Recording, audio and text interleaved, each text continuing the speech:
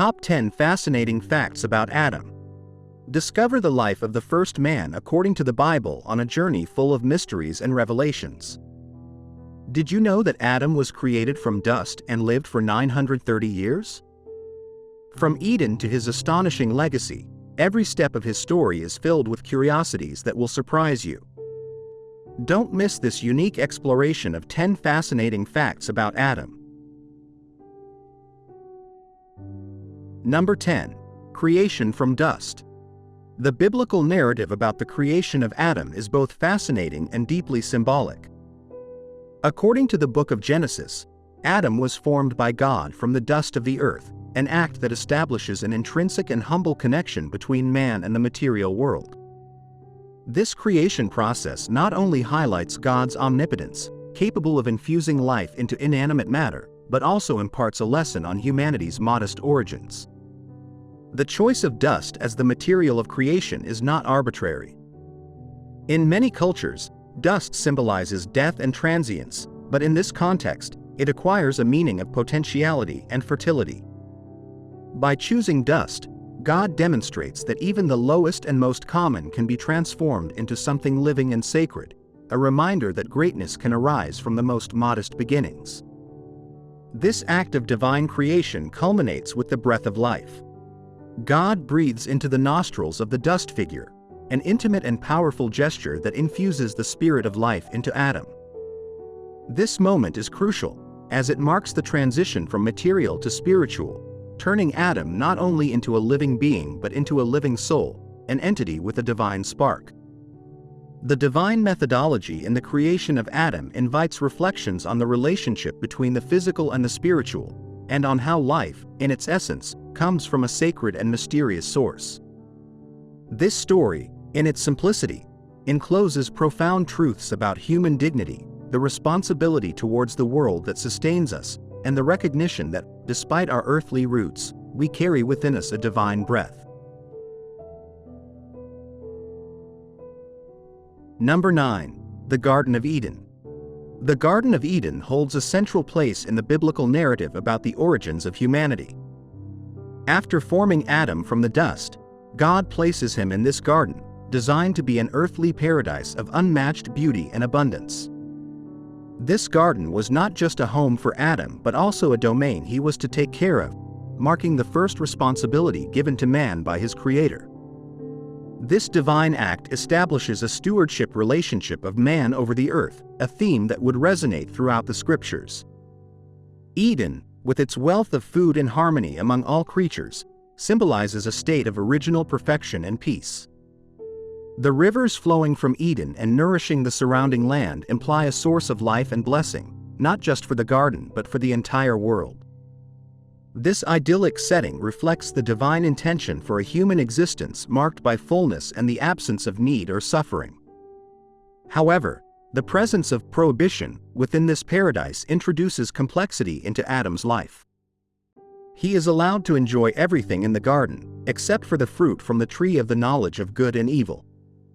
This instruction from God not only tests Adam's obedience but also introduces the concept of free will. The choice, and the possibility of disobedience, marks a crucial part of the human experience, even in a setting of perfect abundance. The Garden of Eden, therefore, serves not only as the backdrop for the beginning of humanity but also as a symbol of the decisions and challenges humanity would face. It represents an ideal of harmony with nature, a deep connection between the Creator and creation, and a reminder that fundamental choices between obeying and disobeying have been inherent to the human condition from the start. This lost paradise continues to fascinate and teach, serving as a mirror of humanity's deepest aspirations and eternal challenges. Number 8. The First Prohibition. The divine instruction not to eat from the tree of the knowledge of good and evil represents the first prohibition given to humanity, marking a defining moment in Adam's story and, by extension, in all of human existence. This command not only establishes a limit in the Garden of Eden but also introduces the notion of morality, free will, and the consequences of our actions. This prohibition acts as a test of obedience for Adam and Eve, underscoring the importance of choice in the human experience. By placing the tree in the garden and dictating this prohibition, God grants humanity the ability to choose, a fundamental aspect that distinguishes us from other creatures. The possibility of disobedience introduces personal responsibility and the need for discernment. The choice of a tree of the knowledge of good and evil as the center of this test is deeply symbolic. It suggests that knowledge and wisdom, especially regarding morality, come with weight and responsibility. The acquisition of such knowledge marks the end of innocence and the beginning of an existence marked by the awareness of one's mortality, the difference between right and wrong, and the capacity for good and evil. This act of prohibition and the eventual transgression by Adam and Eve not only result in their expulsion from Eden but also establish a recurring theme in human literature and ethics: the tension between law and freedom, innocence and experience, and the complex relationships between desire, choice, and consequences. The First Prohibition highlights the complexity of human freedom and the depth of our struggle with decisions, obedience, and temptation, a theme that resonates in countless narratives and moral dilemmas throughout human history. Number 7. Naming the animals. One of the most significant tasks entrusted to Adam in the Garden of Eden was the naming of the animals. This act was not merely administrative but deeply symbolic, demonstrating the relationship between humanity and the rest of creation. By naming each creature, Adam exercised both his intelligence and his God-given authority, reflecting his unique role as custodian of creation. This naming process is also an act of recognition and classification, implying detailed observation and intimate interaction between Adam and the animals. Through this act, a personal connection and a hierarchy are established, where humans have a special responsibility toward other forms of life. The fact that God presented the animals to Adam to be named underscores the trust and delegation of authority over creation. Moreover, the naming of the animals highlights Adam's loneliness as the only being of his kind, setting the stage for the creation of Eve. Through this task, it becomes evident that, despite the company of the garden's creatures, Adam needs a companion who is his equal. This recognition of the need for companionship and community is a fundamental aspect of the human experience, reflecting our innate need for connection and relationship. Adam's naming of the animals, therefore, is not just a moment of authority over nature but also an act of profound communion with it. This early interaction between humans and nature establishes an ideal model of care, respect, and responsibility, offering lessons on how humans should interact with the natural world. In this act is encapsulated the essence of humanity, our ability to name, classify, and care, and our deep need for relationship and community both with living beings and the environment in which we live. Number 6. Adam's rib. The story of the creation of Eve from one of Adam's ribs is one of the most iconic and discussed within the biblical narrative. This event not only marks the origin of the first woman but also symbolizes the deep connection and equality between men and women. The choice of a rib, located at Adam's side, and not from an element of his feet or head, has been interpreted as a symbol of the couple as equal partners, meant to walk through life together, not one in front of or behind the other, but side by side. This divine act of creating Eve while Adam slept adds an element of mystery and grace to the creation process. Adam was not asked to sacrifice anything of himself. Rather, in his state of unconsciousness, God intervened to provide him a companion. This can be seen as a manifestation of divine providence, where humanity's deepest needs are met even before they become apparent. The creation of Eve in this manner also establishes the first human family bond, founding the principle of marital union that would be central in later biblical teachings. This initial act of union between Adam and Eve prefigures the importance of the marital and family relationship, pointing toward a society built on the foundation of these primordial relations. Moreover, the narrative emphasizes the importance of gender complementarity. Through this creative act, it is illustrated that both men and women are essential to the divine purpose of creation, each bringing unique and indispensable qualities. The creation of Eve from Adam underscores a fundamental interdependence, not just in the context of the couple but also in the broader social and spiritual fabric of humanity. This story, in its essence, celebrates diversity and unity, individuality and community, inviting ongoing reflection on the meaning of equality, complementarity, and connection in human relationships. Number 5. The first sin. The transgression of Adam and Eve by eating the forbidden fruit from the tree of the knowledge of good and evil constitutes what is known as the first sin or original sin in the Judeo-Christian tradition. This act of disobedience not only marked a before and after in the history of humanity but also introduced fundamental concepts such as sin, guilt, and personal responsibility into the biblical canon. The decision to eat the fruit, despite the divine prohibition, reflects the complexity of human free will. By choosing to follow their curiosity and desire for knowledge, even above their relationship with God, Adam and Eve exemplify the eternal struggle between obedience and temptation, a theme that resonates deeply with the human condition. This critical moment not only illustrates the capacity for choice but also the profound consequences that such choices can have, both on an individual and collective level. God's response to Adam and Eve's sin is multifaceted, including punishment but also mercy. Although they are expelled from Eden and subjected to suffering and death, the promise of redemption is woven through the scriptures, pointing toward a greater divine plan for the restoration of the relationship between God and humanity. This initial act of disobedience sets the stage for themes of fall and redemption that characterize the biblical narrative.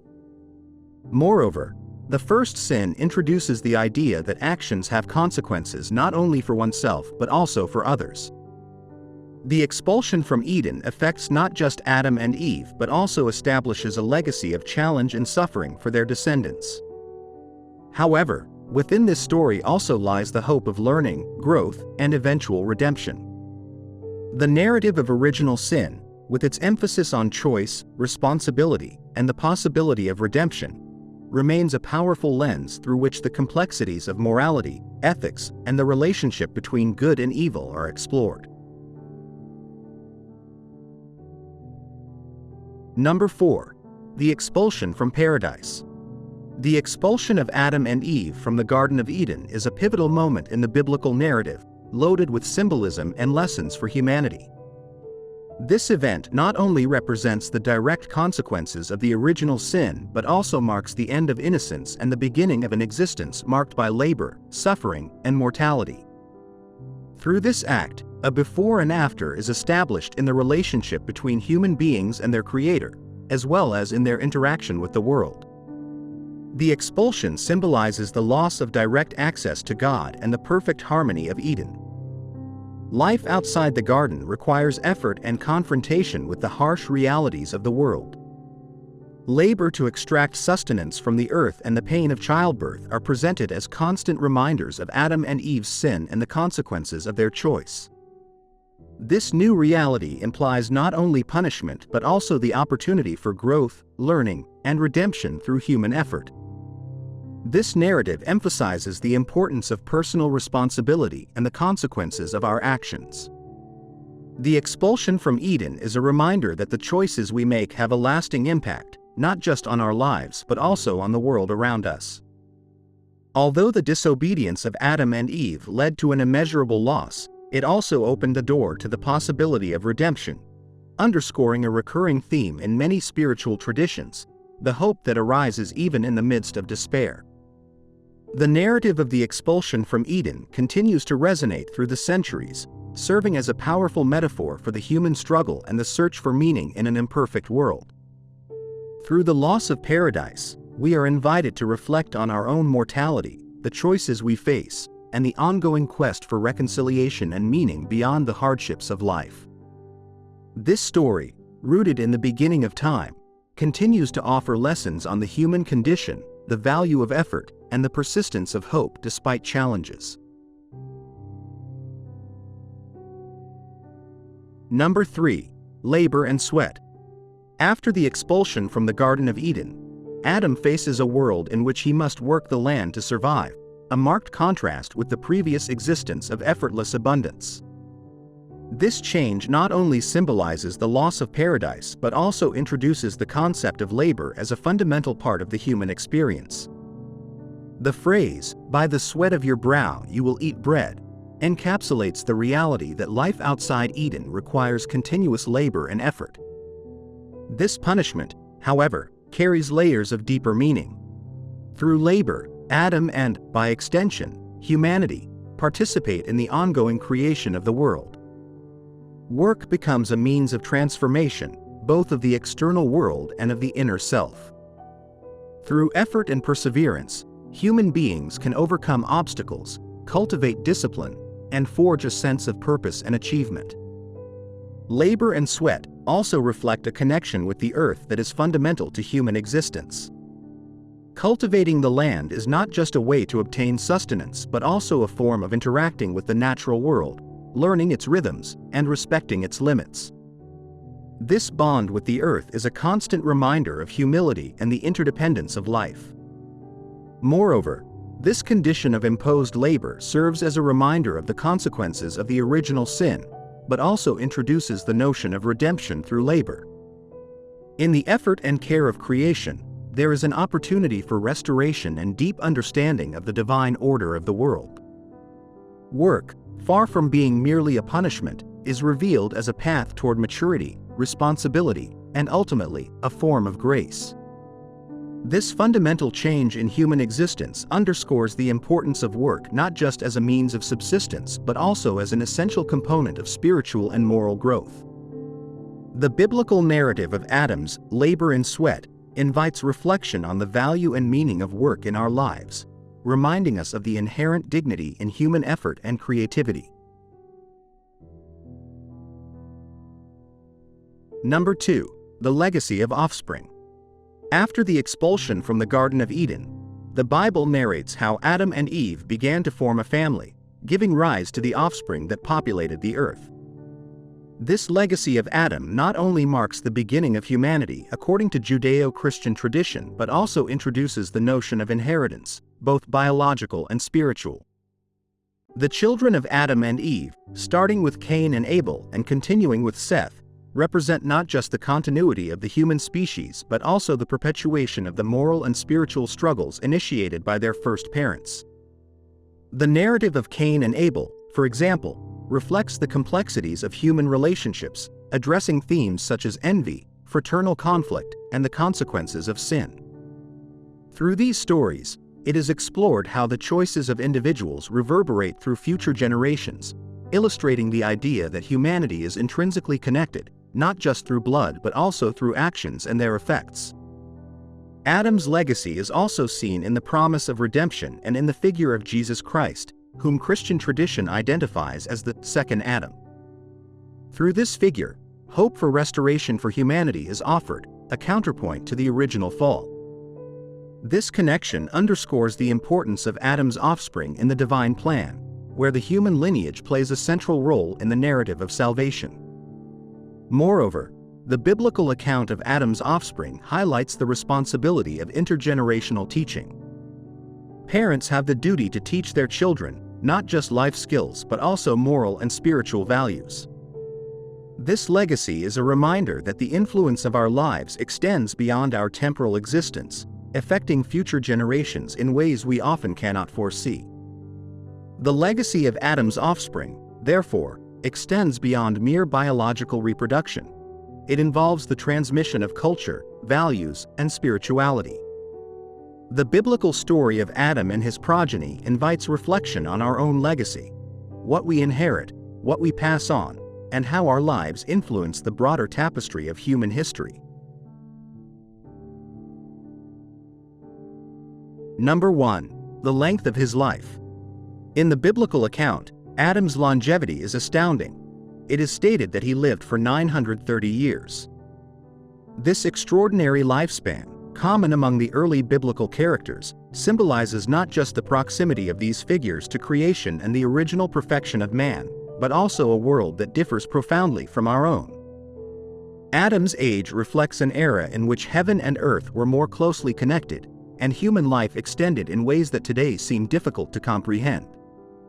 This extended lifespan allowed Adam and his contemporaries to accumulate vast experience, wisdom, and, presumably, a deep understanding of creation and of God.